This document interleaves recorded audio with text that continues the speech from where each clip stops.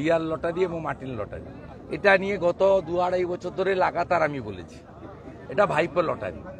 তৃণমূল কংগ্রেসের ইলেকটোরাল বন্ডে ফান্ডে 600 কোটি টাকা দিয়েছে, রাজ্য সরকারকে 4,500 কোটি টাকা ট্যাক্স দিয়েছে। এই লটারি লেগেছে অনুব্রত মণ্ডলের, তার মেয়ে সুকন্যা মণ্ডলের, নলহাটির টিএমসির এমএলএ রাজেন্দ্র সিংয়ের ভাই পাপ্পু সিংয়ের, আর আমাদের কলকাতার জোড়াসাঁকোর এমএলএ বিবেক গুপ্তা ওনার স্ত্রীর।